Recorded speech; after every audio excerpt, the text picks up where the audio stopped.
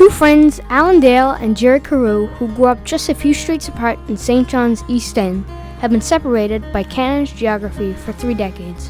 They came together virtually during the pandemic to chat about like-minded interests. Alan lives in PEI and Jerry in Newfoundland. Thriving in remoteness has been a common theme for both of them during the pandemic. Gale Force Wins, the podcast is the result. Well, welcome to Gale Force Wins. I'm Alan Dale, and with me, as always, my good buddy from the East End of St. John's, Jerry Carew. How are you, Jerry?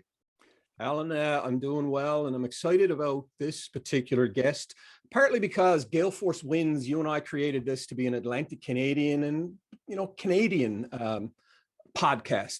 We've been really focused a lot on the Newfoundland entrepreneurs. We've had several guests from around the country, but Peter, I think you encapsulate what it is to be an Atlantic Canadian and a Canadian. So I'm excited to dig in. Absolutely. Well, thank you very much, Jerry. I'm excited to talk to you. I've tuned into some of your broadcasts, your podcasts, and I think it's wonderful to shine a positive light on Atlantic Canada. That we should be doing more of it, really. Absolutely, Peter. There's nothing better than celebrating success, and Jerry and I like to put it through the lens of Atlantic Canada. And honest to God, I think that you typify what it is to be an Atlantic Canadian. So, Peter MacKay, why don't you go ahead and introduce yourself? Well, I'll do so, Alan. Thank you. My name is Peter MacKay. I grew up in Atlantic Canada, Pictou County, Nova Scotia in particular. Son of a lawyer and politician and an activist. My mother was perhaps the most influential person in my life growing up. Many associate me, I suppose, because of my career with my dad, but my mom was by far a force of nature in her own right. A daughter of a Royal Navy commander who retired here after spending so much time in Nova Scotia during both the First and Second World War, and decided he never wanted to be on the ocean again and became a blueberry farmer in Centerville, Nova Scotia. And I have fond memories of being on that farm. And, in my childhood, I went to a one-room school, which seems unbelievable. It's sort of like watching an episode of Little House on the Prairie when I think back to that time. It doesn't seem possible in this modern age, but I just caught the tail end of that era. And went to high school and university in the Valley at Acadia, went on to do a law degree at Dal. And then I wound up, prosecuting in a courtroom in Pictou County. And a terrible occurrence sort of propelled me to do more in the law. And that was when the West Grey Mine exploded. A terrible accident that took the lives of 26 men. There was a criminal prosecution of the company and the mine managers. And as a result, I was thrust into probably taking far more responsibility than I was equipped to at that point in my career. But I reveled in the opportunity as a Crown attorney to be in a courtroom and appear in front of judges. And it was what I wanted to do in life. I had pursued a career in law because I loved the atmosphere and the learning and everything associated with it. But then my life took an unexpected turn, and everyone, including myself, when I think back on it, would not have predicted, because I kind of swore off politics in large part because of my dad, and sometimes parents have that tension. I'm not going to do what my parents did. Right. But it was a chance encounter that I had with Jean Charest, who was the leader of the Conservative Party at that time and had served with my dad. And he struck me as a young, dynamic, bilingual guy. And he approached me and said, "Look, would you consider running?"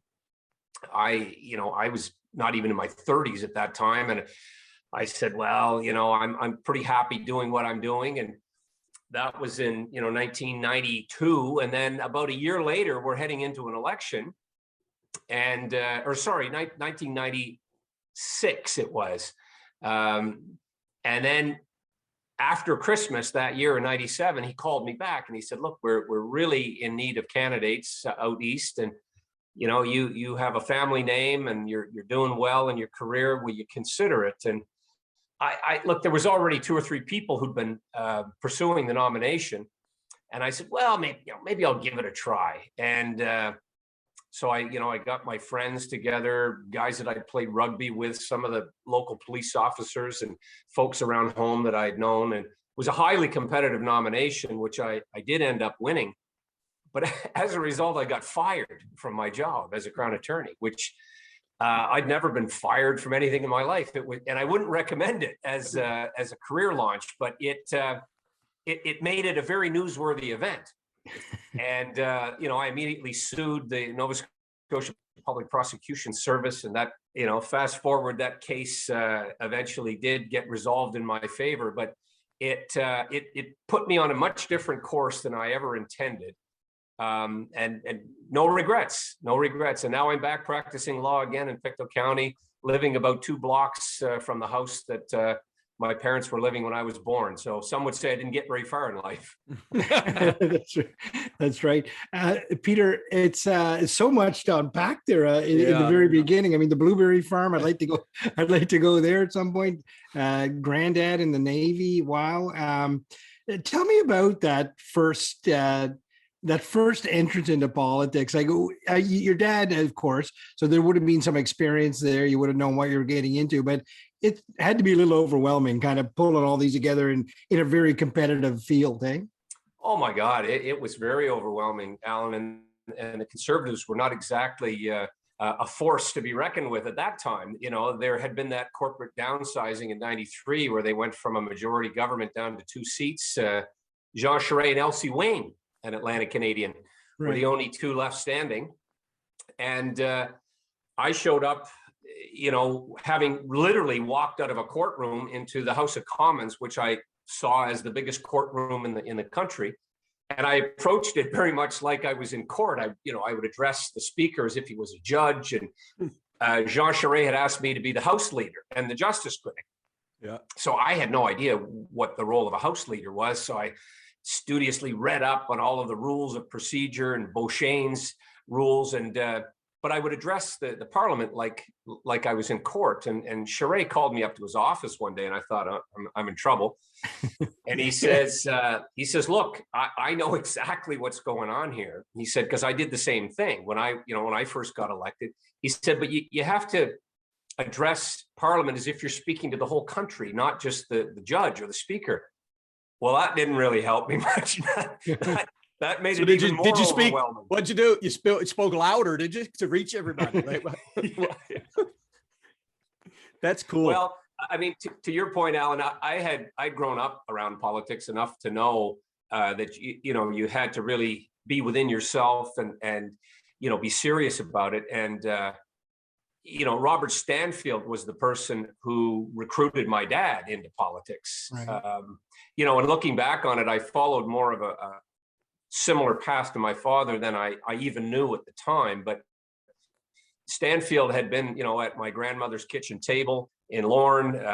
I had followed his career a little bit. In fact, my two idols as a kid were Daryl Sittler and Robert Stanfield, which is a strange mix, but they both played for the blue team. There you go. Yeah. You must be happy with the Leafs lately. The Leafs are looking good. They're I don't want to jinx them. They got to win tonight. Yeah. So Peter, coming out of Pictou County, and thrust into politics, and then you go on a trajectory within your career in federal politics. Incredible. You go on to do incredible things. Take us through that journey. You must have been in rooms, in conversations with people that you never would have thought you would have been there, and probably walked out thinking, wow. Was there ever those moments? Oh, look, Alan, there were many. Just the feeling of being in Parliament and the awe that you feel walking up to the center block and stepping in the chamber where you remind yourself that everyone from John A. Macdonald, John Diefenbaker, Wilfrid Laurier, and I was I'd studied politics prior to law and history, and so I was very much feeling the historic weight of what was going on around me. But as your career progresses, and when you form government and you're in the cabinet, the pace is absolutely relentless. It literally feels like you're living life in fast forward. Right. And when I wasn't traveling, my first foray into government was as Minister of Foreign Affairs, now Global Affairs. I was in 58 countries in the first 18 months. And it was, when I wasn't traveling, to Abu Dhabi or, Israel or somewhere, in the Asia Pacific, I was coming back to Pictou County. And then when you're home, it's not like you can put your feet up. No. Because there's the 50th anniversaries, there's the local volunteer firefighter appreciation night. You're doing an announcement or a ribbon cutting, and people, they expect you to show up. It doesn't matter. I'll tell you one of those kind of first real shocker moments for me was after being sworn in at Rideau Hall.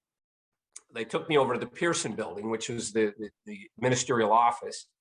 And I literally am walking into the corner office at that building. And someone who I later became very familiar with, my personal assistant, she comes in and she says, Condoleezza Rice on line 1. Condoleezza Rice. And so the American Secretary of State, obviously had their timing, and they called and she came on the line, and we went on professionally to have a very good working relationship, and went to numerous international summits and gatherings together, and I became good friends with her. In fact, she came to Pictou County on one occasion to thank the people of Nova Scotia and the people of Newfoundland and Labrador for their support during 9/11. But that call really took me by surprise. And what I had known about her, which had nothing to do with politics, was that she was a huge American college football fan. Really? And I knew that she had gone to Notre Dame. So, somewhere early in the conversation, I said, how do you think the Fighting Irish are going to do this year? and I'm sure there was all of these, bureaucrats on the line, and they're all thinking, what on earth is going on here? Like, what's this rube from Nova Scotia talking about? But she loved it.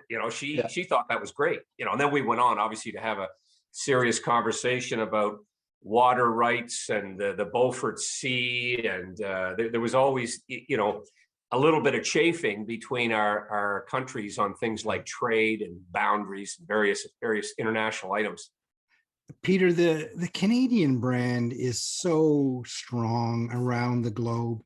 What was it like to be the ambassador, the brand ambassador for Canada as a Minister of Foreign Affairs? I mean, you must have been high on life when you walk into a room wearing that maple leaf. Oh, there's no question. It's both daunting and awe-inspiring, Alan, to represent your country in any way, shape, or form. Mm-hmm. And I make too many sports allusions, but you are, you're Team Canada. You're there representing your country. You're trying to forward, obviously, an agenda and certain interests. In my case, I was dual-hatted. I was Minister of Foreign Affairs, which represented the entire country, but I was also, and quite significantly, the Minister of Atlantic Canada Opportunities. Okay. And so that, I think, for the first time in government, really elevated that office to a place. I mean, John Crosbie was a COA minister. My father was, Jerry Merrithew. There were a number of prominent Atlantic Canadians, but they'd never been combined in that particular role. So I led a number of trade missions where we brought Atlantic Canadian business leaders with us to places like India, a number of countries within the European Union. And it, I dare say it gave Atlantic Canadian businesses a bit of cachet to be on these global stages and unique opportunities to be in rooms and talk about, Atlantic Canadian lumber products, our fishery, of course, significant and still very much recognized throughout the world. But I really enjoyed being able to bring that Atlantic Canadian flavor and flair to the office of Minister of Foreign Affairs. In fact, one thing I did is I ensured that the building was stocked with Atlantic Canadian wine, which was the first time that had ever happened. Of course, as soon as I was gone, that wine was gone too. It's great to go on these trade missions and the like, and to promote the country. I find that I've been on a lot of trade missions with the province of Prince Edward Island over my years, and I find that Atlantic Canadians largely have a way to connect with people all over the globe. Doesn't matter where you go. Atlantic Canadians are, they tend to be open and genuine, and there's a way that they just embrace the room. I'm sure you found that as well. That's absolutely my experience, Yeah. you know, then and now, that Atlantic Canadians are by far the best spokespersons for whatever the issue, whatever the cause might be. And, you know, some people, you know, sometimes they feel Atlantic Canadians are understated and we don't assert ourselves.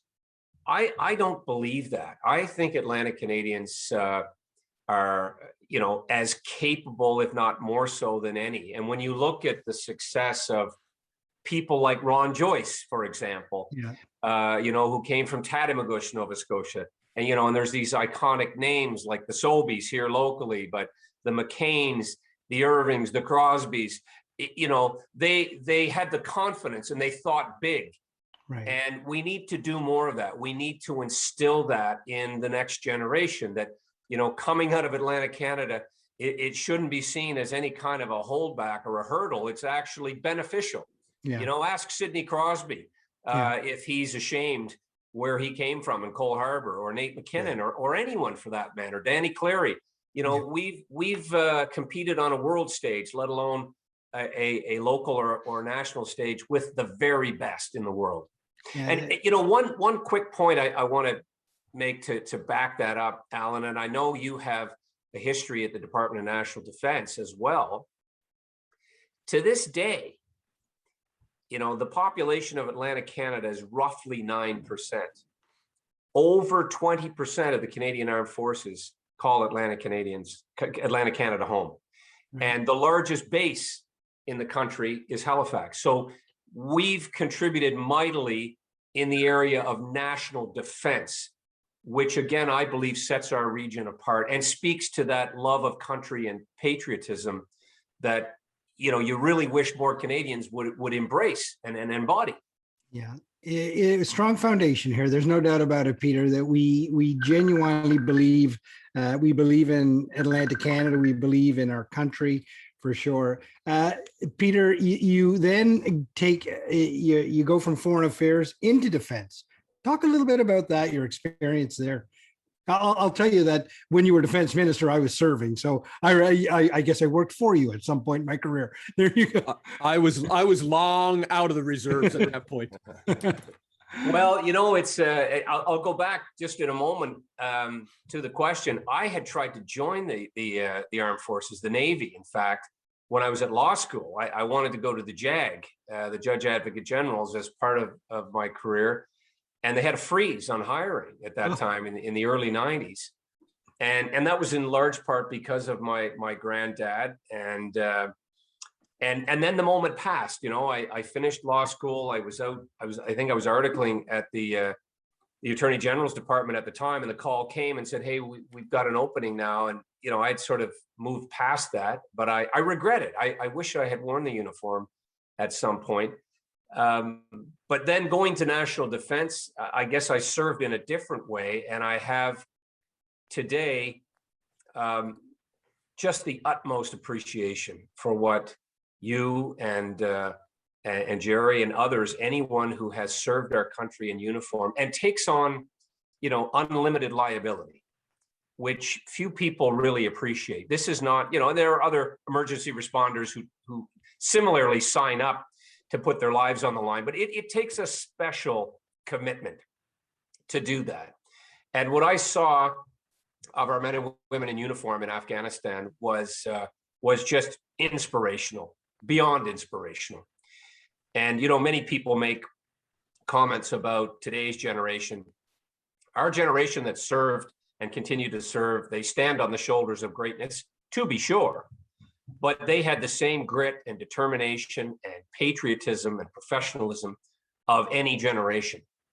And they did an outstanding job for us. There's a generation of kids in Afghanistan who will smile when they see a Canadian flash on the shoulder of a soldier, or they hear a reference to Canada. They'll smile because we collectively, they, our men and women and our diplomats, but our forces performed magnificently and made an indelible mark on the country and, most importantly, the children of Afghanistan. It's to me one of the most momentous periods of my life, being around those who were serving the Canadian Armed Forces. Peter, when you took the corner office of the Department of National Defense, your granddad must have been going through your head in there many days. Yeah, you know what? Unfortunately, he died when I was still quite young. But I had a renewed interest in my grandfather.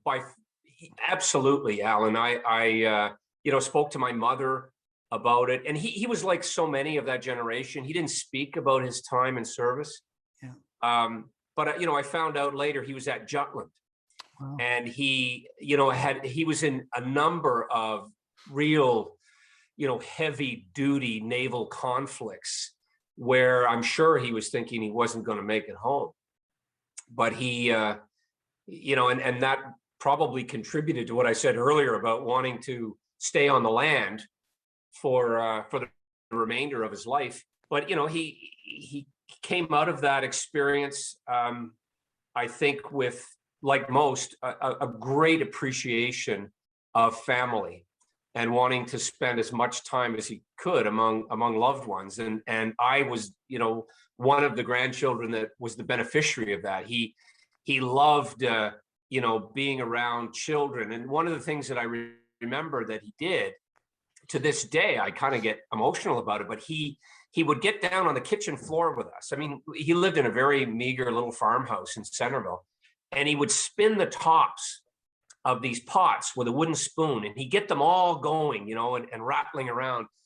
And, I was 4 or 5 years old at the time, but I thought that was it was like a pinball machine to me. It was like a video game. It was fascinating that he could do this. And he had little things that he did that showed affection.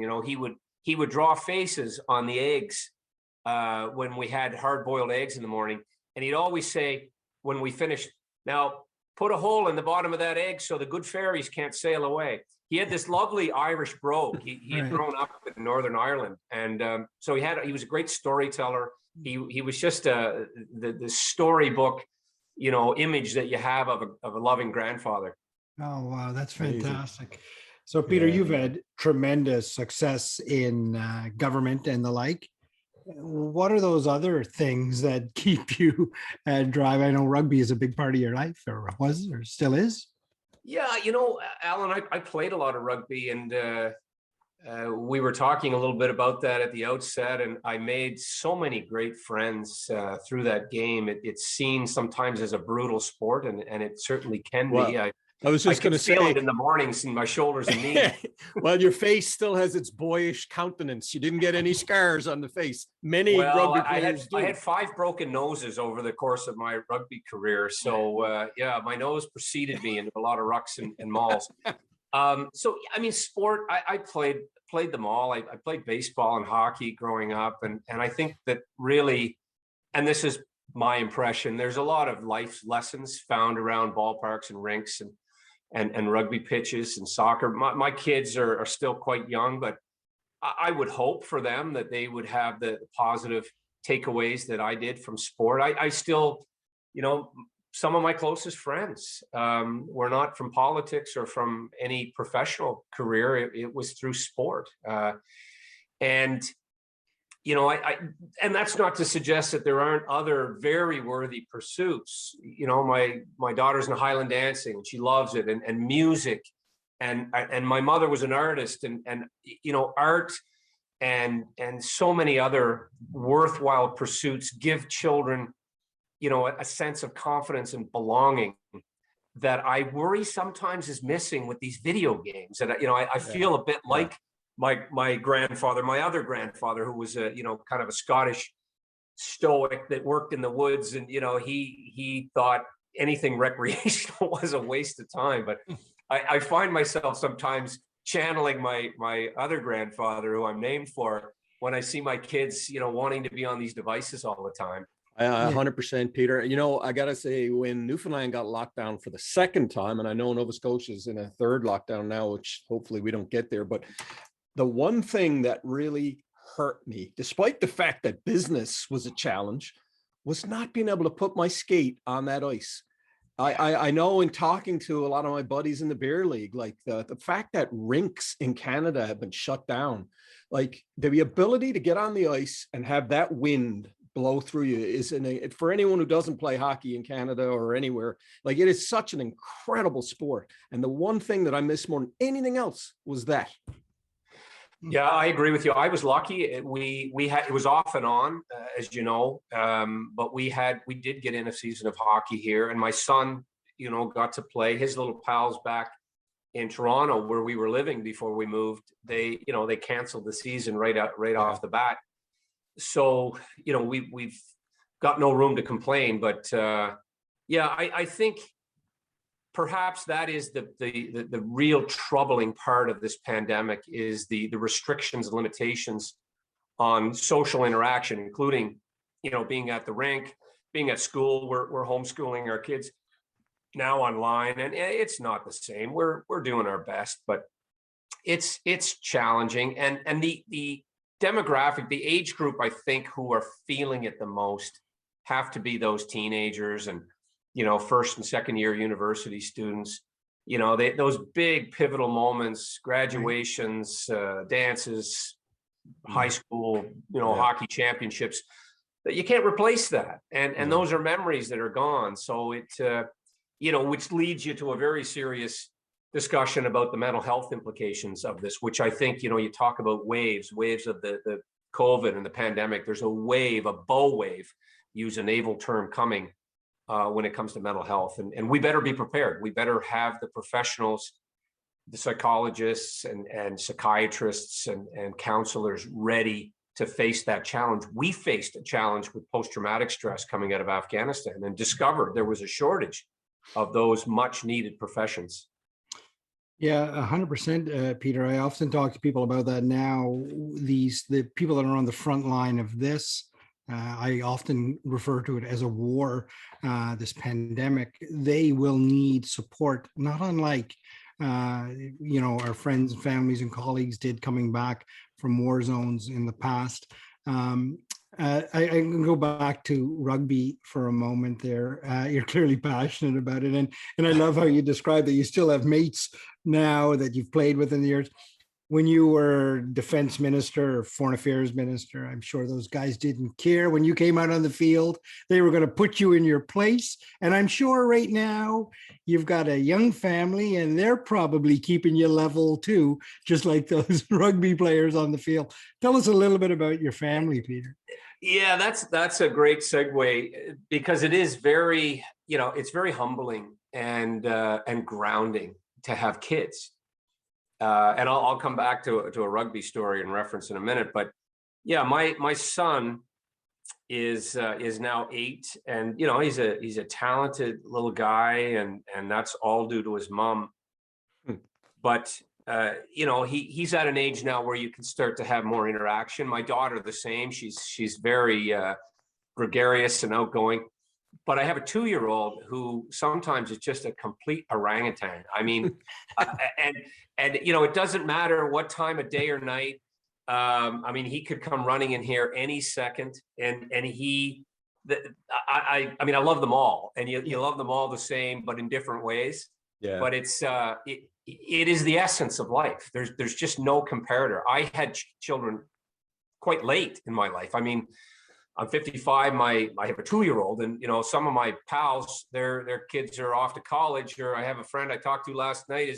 His oldest, who's my goddaughter, is about to have a child. So, put it this way: I'm glad I didn't miss this part of life, because I almost feel like it was a secret club that I was aware of, but I was never really in. Right. Yeah. And when your own children come along, I mean, you can love your nieces and nephews, and you respect what parents are going through, but it's lived experience. You know, Yeah.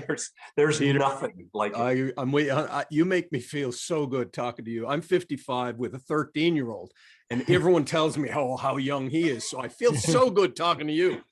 Well, Jerry, I'm gonna send you honorary membership in the grandfather dads club, because I'm wheeling up to the elementary school, and you know, people are looking sideways. Hey, your granddad dropping you off? Yeah. That hasn't happened. I guess people know you well enough that they know that you're the dad, not the granddad, right? Well, I hope so. I hope that's the case. And I mean, it's an incentive to keep in shape too. I find, Jerry, I'm trying to, you know, keep up with these kids and try to preserve at least some semblance of good health, so I can chase them around or be on the sidelines for their games. 100%. I remember jumping around in the living room, you know, 6-7 years ago when my 13-year-old was 7 or 8. And I'm like, dear God, my knees are gone, you know, and it's like, yeah, you do need to stay in shape. It's the knees. It's the knees. I did a lot, you know, in addition to playing rugby, and of course, part of the match is running. You know, that's the game, and so I did a lot of running, training. You know, when I wasn't playing a game, but there's a point in time where your body just says, you know, enough, and hopefully I'm not quite there, but you know, and you also know, Jerry, playing hockey, that you're using muscles that you haven't used all summer, and you get back on the ice. But there was one game of rugby that will, I guess, go down somewhat in infamy. We were trying to raise awareness of the Canadian game, and actually, a good buddy of mine from Newfoundland and Labrador, Tim Powers, contacted me and said, "Look, we'd like to," and he was big within Rugby Canada. Said, "We'd like to play a game on Parliament Hill out in front of the Peace Tower. It'd never been done before." So, you know, I knew the sort of the administration, I guess, and the gentleman usher of the Black Rod, and you know, the folks that took care of the premises, the precinct as they call it. So we set it up, and we had a game there. And it started off, you know, it was going to be a friendly match. I enlisted the Royal Military College, and I had played a couple of games, exhibition games with them. You know, this is gosh, what am I saying? It was 2014, I think, or 13. Anyhow, we arranged for the game. Royal Military College had just come off a season in the Ontario University League, and we were playing the Ottawa Irish. So both teams were, you know, match ready. They had just finished seasons, and we were going into this game just kind of as a demonstration. You know, there's a couple thousand people turned out to watch. They had the field marked off, and it was sevens. And the next thing you know, I mean, this thing turns into a pure 9 brawl because we had started ratcheting it up. I got a couple of guys that I had known that had played for Canada, including Rod Snow, a guy named Morgan Williams, who had captained the Canadian team. And Tim went out and got Al Sharon, who was probably the most decorated rugby player in Canadian history. And they had a couple of guys that had played, I think, you know, for Barbados. And so I mean, some of these guys had like played in the World Cup and played against the New Zealand All Blacks. So by game time, the pitch of the game had gone way up. Anyway, long story short, I'm limping around the field, and I, you know, got in on a couple of plays, but nobody was, you know, giving any quarters. They were sticking it in pretty good. And I'd actually come off the field. It was right near the end of the game. It was a tie game, and we, you know, had pretty much all of our young guys out there. And the guy who was sort of the honorary coach says, you know, go back in there. You're the minister. Go back in there. We need good defense. Ha ha. So I go in, and we're in, you know, inside our own 22 goal line stance. We have the ball. We're trying to, you know, get back down the field. And Morgan Williams, you know, the starting standoff for Canada, throws me a hospital pass. I mean, just atrocious. Skips Rod Snow, this beast of a man, and the ball winds up, you know, low, and I reach for it. Al Sharon, who weighs about 350 pounds, comes flying in, and it's a wet day. And anyway, we collided. I broke my arm. I snapped. Badly. And he's lying on top of me. And I said, Al, get off me. You broke my arm. He says, no. I mean, it looked like a Bugs Bunny cartoon. It was bent the other way. Anyway, that was not my proudest game of rugby. And it wasn't how I wanted to be remembered. Well, I tell you one thing, it makes one hell of a story. Yeah. There's going to be a lot of people who play rugby or fans are going to enjoy that story. Peter, Jerry and I are passionate about what's happening in Atlantic Canada. Whether you look at in Nova Scotia, I mean, they're building ships over there, the likes of which the world has never seen, and they're going to be put on a world stage. They're going to serve our country well, and that the people, the welders, the electricians, are all part and parcel of that. And if you look at New Brunswick, what they're doing in the cyber world and where they're taking that, and Prince Edward Island and biosector and in tourism, and there's so much happening here. And in Newfoundland, in the tech sector, things are really starting to explode over there. I mean, so many good things happening in Atlantic Canada. We're coming out of a challenging time for sure, globally. Where do you see Atlantic Canada moving into the future with all of these opportunities in front of us?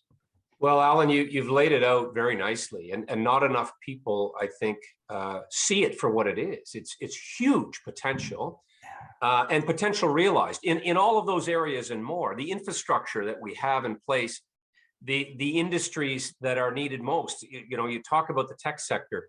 So much of our prosperity has been tied to the sea, but not necessarily building naval ships. We've always been known for our vessels and our fishery, but the Irving shipyard are producing world-class ships, which, by the way, are replacing world-class ships that were produced here in a previous generation. Yeah. And those Arctic offshore patrol vessels, I know that New Zealand's looking at them. The weapons and communication systems on board those vessels, everything is interoperable now in the armed forces, as you know. And some of the, to tie together some of the technology that's being used is again, absolutely world-class, top shelf. And we're recruiting and bringing in people with the skills that are required, and we're producing them in our community colleges throughout Atlantic Canada, which again, I would highlight. Yeah. We have some of the best education systems anywhere. Our education systems and our universities, our professors, our community colleges, absolutely first class. And there was a report called the Ivany Report here in Nova Scotia that really drew attention to that fact. Newfoundland and Labrador, has had its ups and downs like every other part of Atlantic Canada. And, Hibernia was a high water mark. But look, what's going on at the lower Churchill and what's there already, I've been up to that site.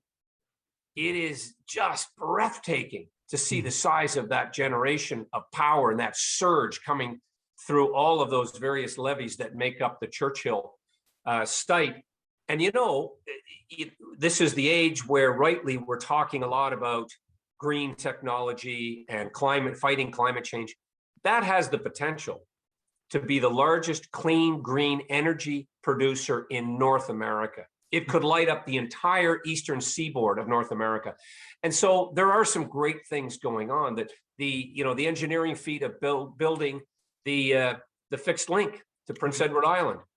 I remember, that was during my father's time in the Mulroney government, but I remember when I became a coal minister, some official said to me, well, what are you going to do to top that? And I said, well, we're going to build a tunnel to Newfoundland. And we did actually talk about that with Danny Williams at one point. So yeah, we need to not only highlight, but celebrate the good things that are here, the quality of life, but it is really the quality of the people. 100%. And their perseverance, their personalities, our music scene, our tourism, our arts community, our athletes, we have it all. And people, I think, are just starting to realize it. We're seeing a bit of a artificial real estate boom throughout Atlantic Canada. And the Atlantic bubble, I think, as it became known, it had something to do with that. But when people arrive, they're amazed. They marvel at the natural beauty, the splendor, of Gross Mourne, the beautiful seaside communities that we have. And again, it comes back to the character of our communities and the people who are here. Many who had to leave, who went down the road because of in search of opportunities, but it never leaves you. We have a homing pigeon in all of us. It brings us back. I mean, all three of us are an example of that. Yeah. Peter, you mentioned the academic institutions, and I often talk about the importance of government, academia, industry, and our communities all working together as one, dropping those silos down so that we can all work effectively to solve challenges and problems together. And it really is evident in Atlantic Canada. It really is. There's a genuine desire to drop those silos and work together. Would you agree? I would, and yet I think we can do more. I actually have always believed that Atlantic Canada as a whole, should be doing more on a regional basis. And that includes something that I believe they are doing now, if I'm not mistaken, and that is the admissions process to Atlantic universities. But that's just the tip of the iceberg. We should be presenting ourselves and marketing ourselves and collaborating more in terms of our institutions, because it's, a military term, it's a force multiplier. Right. Because in order to compete even with other provinces, we need to band together. And that's not to give up any individuality. It's not to diminish any of the character and characteristics of the four provinces. But I think we could do more in that regard. And especially now, coming out, a post-pandemic economy is going to look much different. We're having this meeting via Skype or Facebook Live. We have the ability now to use technology in a way that propels us rather than holds us back. We're sometimes a little bit seen as on the fringes and somewhat of an afterthought. Oh, well, we got to fly all the way out to Atlantic Canada. Not so. Yeah. And, that goes for government too. We have the Department of Veterans Affairs in Charlottetown. Why don't we have more of the infrastructure of government out here? They ran some of the programs for national revenue out of Viking, Alberta. We could diversify government in a way that would create, I think, more employment opportunities, right, and more hands-on local knowledge. I mean, why is the Department of Fisheries and Oceans based out of Ottawa? I think John Crosby used to say, there's no fish in the Rideau Canal. Yeah. He used to say a lot of stuff, didn't he? John Crosby had a lot of great expressions, for sure. We miss him. We miss him. Yeah. But absolutely, yeah, no, he was a great man. Absolutely, Peter. There's so many opportunities, and you're absolutely right. We're stronger together coming out of this as a region, for sure. And I think we may have learned some of that through the so-called Atlantic bubble, just how tight we were. I mean, there are certainly differences between Prince Edward Islanders and Newfoundlanders and Nova Scotians and New Brunswickers, but we all genuinely want to see the region do well. We want to see our country do well, and we do have an awful lot to offer. It's a bit like a family, Alan. I see it sometimes through that lens. Having been a Nova Scotian and Atlantic Canadian outside the region, when you meet somebody from another Atlantic Canadian province, it isn't the same instinct that we have at home sometimes, which is we'd rather fight than eat. Yeah. But there's more of an affinity, we're from a region of the country that struggled. Yeah. But that also has built up a resilience and a persistence, and a will to succeed. And some, unfortunately, have had to go far afield to live up to that full potential. But when they bring it back and they're celebrated and they bring some of that experience to bear locally, this bodes very well for our future, because there is a loyalty like no other place. People from Atlantic Canada want to see this region succeed. Sure, but we have a very interesting way in Atlantic Canada, Peter, of meshing our music and our cuisine and our resiliency all together to take on any challenge. It's really a beautiful thing when you look at, like, you take a place like Mawbu, Cape Breton, not far from where you are right now. It's unbelievable how much talent exists in a tiny little community like that. And I can point my finger to all different places within Atlantic Canada. It's Yeah, really there is an incredible amount of talent. You know, Mabu, Judic, you know, the McMasters and the Rankins, and many others, and throughout Newfoundland and Labrador, Great Big Sea, and so many. Damnit Doyle. There's so many talented musicians, and much of what I find compelling about the music of Atlantic Canada is weaved into it, as you say, is the storytelling. Yeah. And I mean, I grew up listening to Stan Rogers, who many don't know wasn't from Atlantic Canada, was actually, I think, from Hamilton. And we have the Stan Rogers Music Festival just down the road from us in Guysborough, in a place called Counsel. But you know, in here locally, we've got George Canyon, Dave Gunning, both, you know, great guys, and you know, more, I guess, modern musicians, Winter Sleep. There's some great talent all around us that's celebrated and sometimes even appreciated more outside the region, because 100%. You know, you saw them at a local pub or a bar. 100%, Peter. We take that for granted. It's like I often, you know, when I'm driving somewhere and I'm driving down the coastline, occasionally I'm not paying attention to what's happening out the window, and I'm saying, like, people from around the globe would love to see what I'm seeing right now. And sometimes you just take it for granted when we live here, and the culture and the music sometimes is that, and you got to pinch yourself and say, I'm in the middle of it. I'm in the moment. Well, that's one of the things that you miss too when you're away. Like, how many kitchen parties do you remember in your youth, and just the friends and the crack that you had at those Christmas and you know, family gatherings, and somebody take out a guitar or fiddle. And I think, referencing Crosby again, there was a story he used to tell about somebody, you know, late into the night, and they were sitting on a barrel. And as the night went on and the drinks were coming, he get further and further down into the barrel, and somebody says, you know, John, your arse is in. Do you know your arse is in the pickle? And he says, no, but if you hum a few bars, I'm sure I can play it. You might have to edit that out. I don't know. Peter, Jerry and I benefit from having a very supportive partners that allow us to do these things. And I sense, as we talk here today, your foundation from your mom and dad and your grandparents, and now the foundation that you're providing for your children, it's all a solid thing. It allows you to do those things and to contribute in a way you want to do. Your partner, where does your partner play into this, keeping you grounded?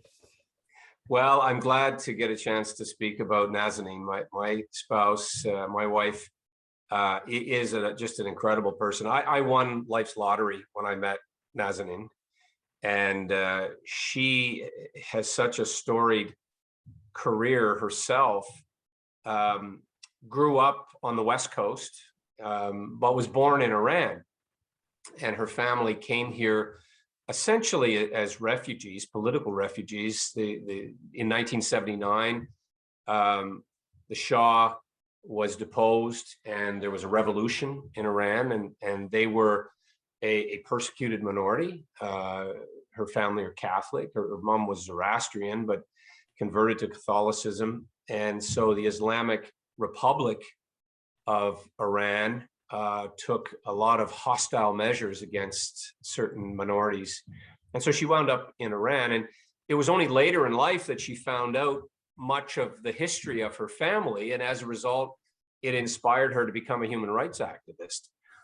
And without belaboring the story, I met her because of her activism for an organization that she started called Stop Child Executions, which, hard to believe, and I know this is an optimistic program, but hard to believe that there are countries, including China and Iran, that execute children, some as young as 9 years old, for things like apostasy, changing religion, homosexuality, unspecified crimes against the government. And so she became very, very involved. She had been Miss Canada, Miss Canada, World Canada, and she used that stage, which she described as beauty with a purpose. And she was a musician, an author. And so she put all of that aside to pursue this, atrocity of children being executed. And so she went to the United Nations on a number of occasions and started petitions. And that's how I met her.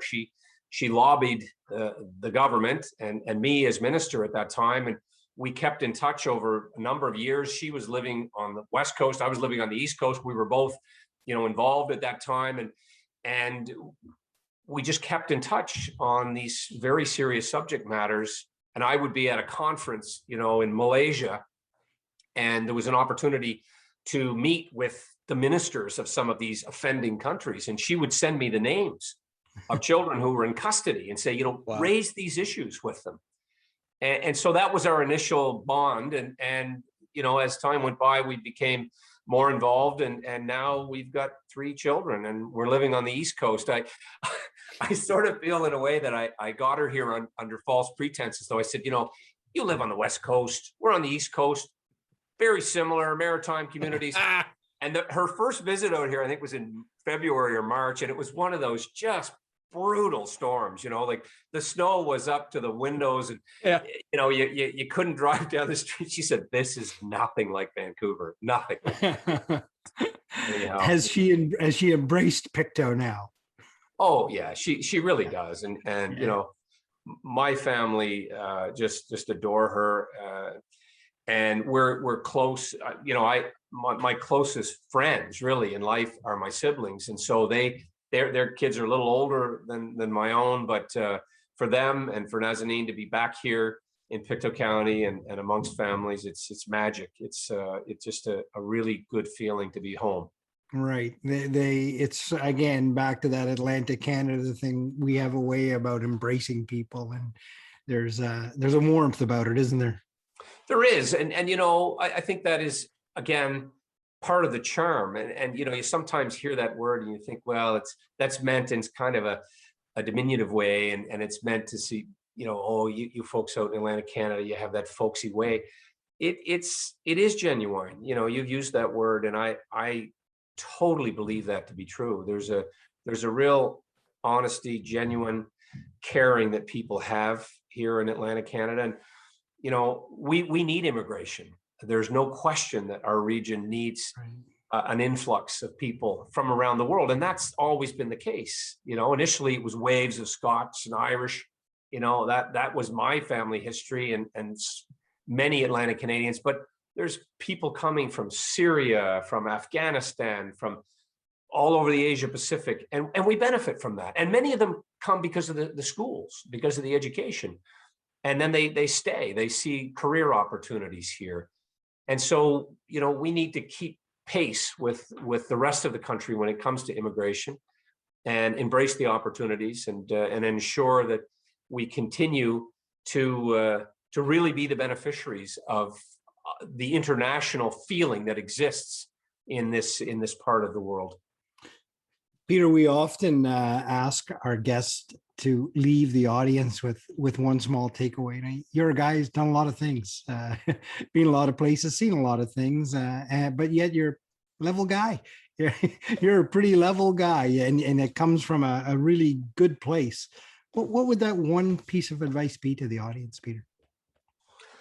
I would say pause and take stock of your life from time to time and think about how you want to be remembered. Think about the mark that you want to leave. And it doesn't have to be grandiose. It doesn't have to be world beating, but just being good to people is a wonderful way to go through life and having them think highly of you. I remember having discussions with my grandparents and they instilled in me some very simple philosophies, and that amongst be the best you can be and be satisfied with your success and celebrate your success. Call yourself a winner and you'll be a winner. Absolutely. Jerry, your thoughts? Well, I have so many thoughts. As I say, I often sit quietly and listen to the banter. I'm enamored with what you're saying, Peter, and just your experience to be able, it's a privilege, what Alan and I have started here, to be able to sit with you and talk. I do have a question. political burnout? I have to ask that question. And the reason I'm asking it is that I worry about who wants to put their hand up. You described, if you were in a recruiting ad, the way you described that life, it's grueling. I'm sure it's rewarding. What advice would you have to anyone who's watching this episode and says, I'm scratching my head and thinking I might put my hand in the ring or my hat in the ring? What advice would you have? Well, brace yourself. Yeah. It's become much more public and I suppose in that way demanding on not just the individual, but those around them because of social media. You know, that is the element that I saw over my career that changed things the most. Your exposure, I'll just call it what it is, to ridicule and to abuse online.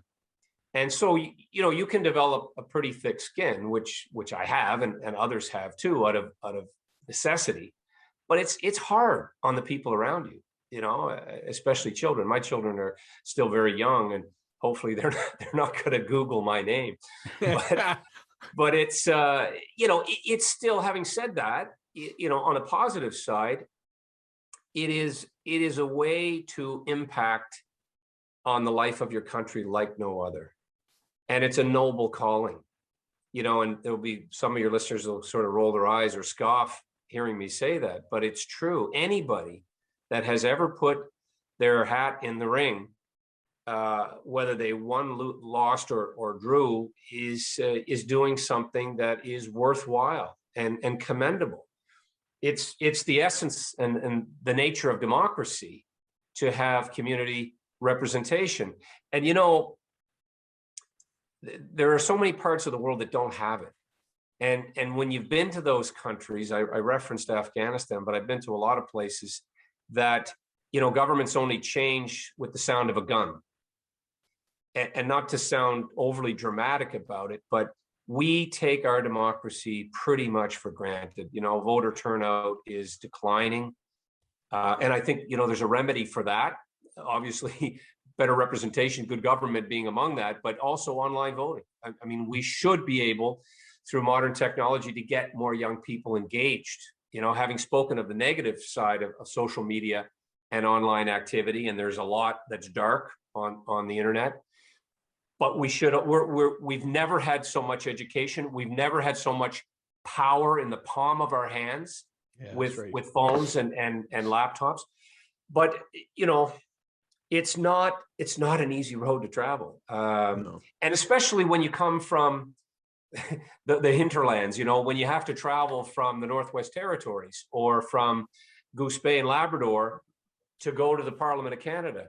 You know, in some cases, Leona Gluckok was a good friend of mine who's now in Cape Breton with her husband and son, but she told me it used to take her a day and a half to get from Nunavut to Ottawa. And, you know, a lot of little float planes along the way. I remember talking to Peter Panashaway about the challenges. And so it's not, shall we say, it's not a glamorous life. No. And, you know, if you're able to satisfy 50% of the electorate, you're doing all right. And so I feel blessed. I feel very, very fortunate to have been in elected office, to have served in the Parliament of Canada, to have had an opportunity to be a minister. By far, those were, you know, heady days, but nothing compares to being, you know, with my kids on the deck, taking them to their ball practice or dance classes. Those are the moments that you really cherish. And perhaps you cherish them, and it's true of any career, when you don't have the opportunity to do those things, and you've experienced distance and longing and missed, you know, significant dates in your family and loved ones' lives, you really do cherish those moments even more. Well, I'm just going to say, I know that was a heavy question at the end of our talk, but I want to say this. Thank you, Peter, for your service. In listening to you talk, it's just, you've given so much, and you deserve every second on the deck with those children. Well, thank you.